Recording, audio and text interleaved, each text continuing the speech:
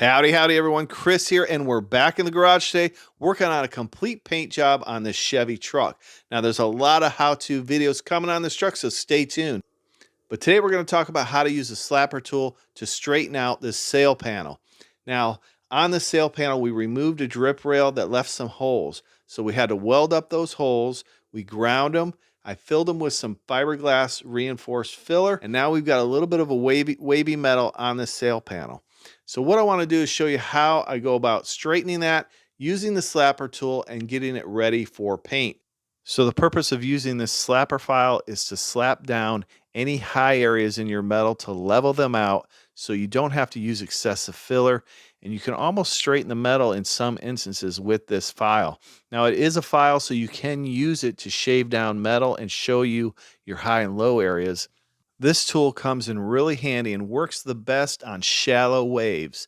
It's not going to work really well on really high metal that you got to knock down a lot. You're probably going to need a hammer and a dolly for that or some other technique.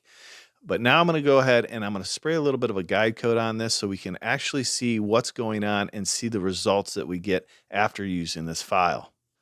Now I'm going to go ahead and block over this just with some 320 grit sandpaper. Now there is a little bit of a contour to this panel, so we're using this flexible block so we can hold it flat against the panel. But we'll block over this. This will show us our high areas and the areas that we need to address with this slapper file. I'll block over this in an X pattern, and this will expose all the high areas that we need to address with this slapper tool. Now it doesn't really matter what kind of sandpaper you use. I'm just happy to use 320. But this will expose those high areas, and you definitely need a block as you're doing this so you continually block it to see your results and see how far you're progressing when you're slapping this down. Now we have the low areas in the areas that we welded, and that's okay because those are going to remain low. We're going to fill those. But around that metal, we need to flatten that out as much as possible so we have very little filler. And you can see where the black remains, that's where our low areas are. And where the shiny metal is, those are our high areas, obviously. So we need to slap those down. So what you want to do with this slapper tool is you take it and you slap on that high area. And what it does is it disperses the blow and levels out that metal. So it doesn't create dents, which is what you want to avoid when you're trying to straighten this metal. But what you do is you strike it and you hold it on the metal. So you don't want it to bounce. You want to strike it solid and flatten it out. Just kind of start off slowly with this tool. Strike it a few times, see how it's progressing, block it, see if it's progressing the way you want it to. If you need to hit it a little bit harder, then hit it a little bit harder. And just take your time and you'll be able to flatten this metal out. So let's go ahead and do some strikes on this and see how well this works.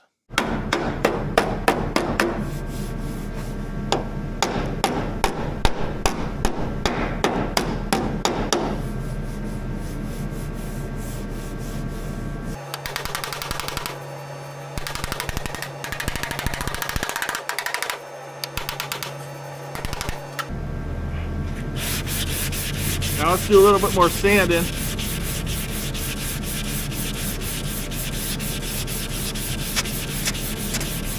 See how we're taking some of that guide coat away.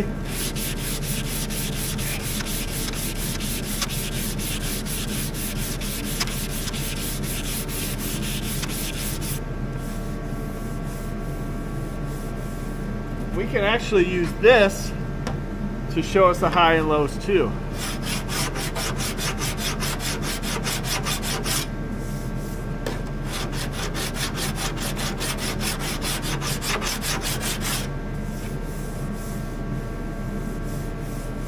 I mean, right now we could fill this and it'd be a very thin coat, but I want to show you what we can do with this.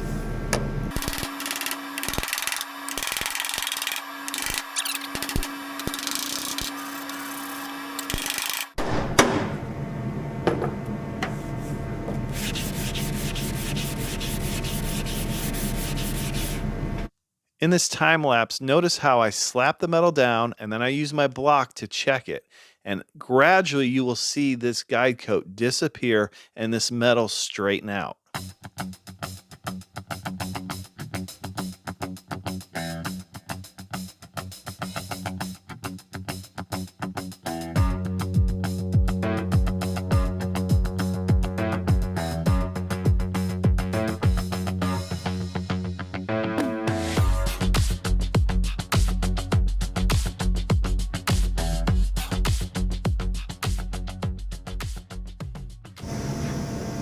So now we have a little low area here, a little low area here, a little low area here, and then this is, otherwise this is pretty straight.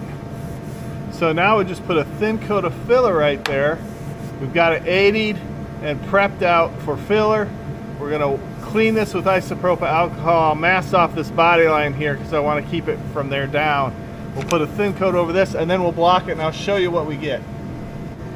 Okay, so I got some 3M filler here with a little bit of hardener. We're gonna fold it in until it's all one uniform color. There's no streaks.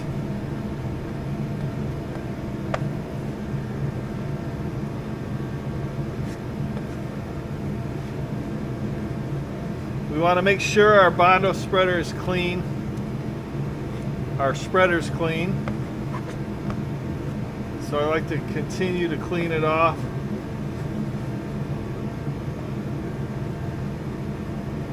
Press it out. See those air pockets that you're pushing out when you press into it?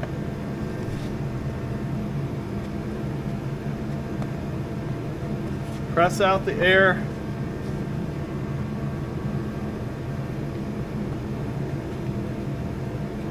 Now I'm going to get a little bit on the spreader and we'll just press it in.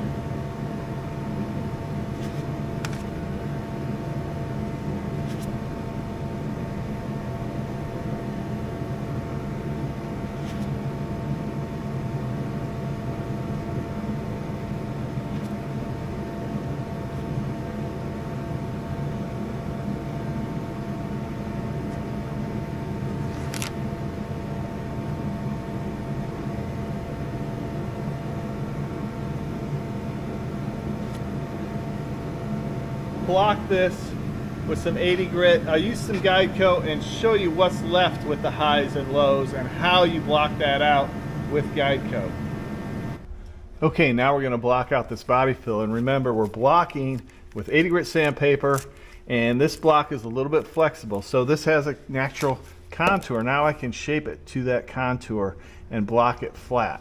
Now we're going to put a little guide coat on here. I'm going to use this powdered guide coat. This is made by Duragold, charcoal-based guide coat, just so you can see what we got going on as we block this out. Now what we're looking for is low areas, so you're going to see some low areas show up as we block this out. We're going to try and block down to those. Now if we were to hit metal, we need to stop and reevaluate this panel and see what we need to do from there. So let's block this. I'll show you what we got. Now I'm not pressing super hard. I'm just letting the sandpaper do the work. We're going to block in a crosshatch or X pattern.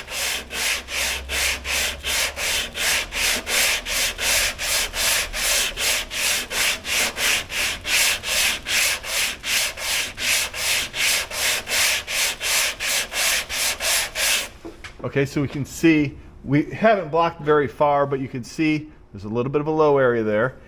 This is from the spread. You can see the low areas from the spread, but those will block out. We'll continue blocking. Right here, you can see where that weld was, where we welded that, tapped it down a little bit. You can see there's a little low area there. So now I can see it's starting to break through the edge here. You could start to see metal there, but that's not a big concern because the edge, you could break through on your edge, but that's not a really big concern if we hit metal there, because usually the edge is going to be the first area that you break through. You don't want to block all the body filler out. You want to leave the filler you need in the dent or in the repair.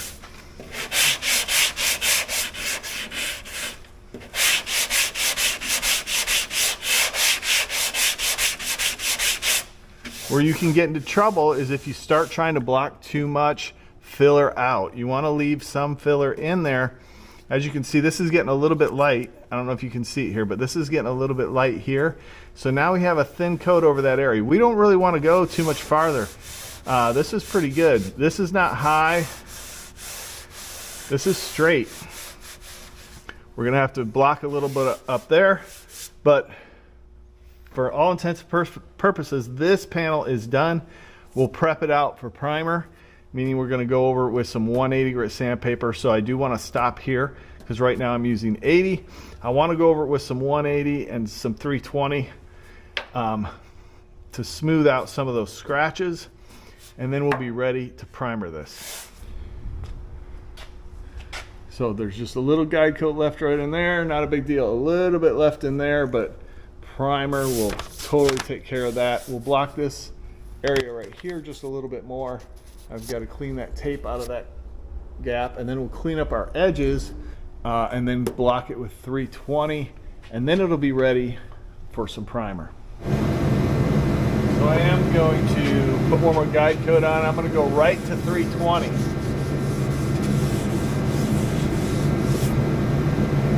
So this is 320.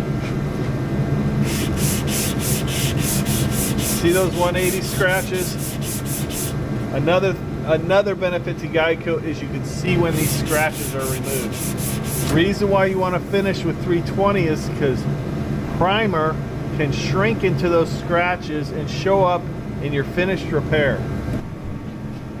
Okay, so let's take a look at this. You can see all those 80 grit scratches are gone. There might be a few little spots here, but it's relatively minor, and primer will take care of that. Now, once we get this primed, we'll use guide coat again to block this out.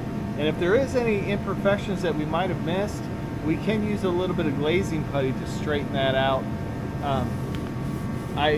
There is a little bit of gouges here in the metal. Now, I think primer will cover that and we'll be good. This is totally smooth here and we're ready for primer. So let's go ahead and prime it. Using today, it's the U-Pole 2253, and we're gonna use some standard hardener with it. We're gonna mix, this mixes up 4:1. This is a 2K urethane primer, high build primer. So the gun I'm using today is a 3M Performance gun. I've got a 1.6 tip on this gun, and I've got my air pressure set very low, probably about 12 to 15 PSI. And I've got my fan pattern dialed down a little bit, so I'm not creating a lot of overspray. I want to be precise where I'm putting this primer.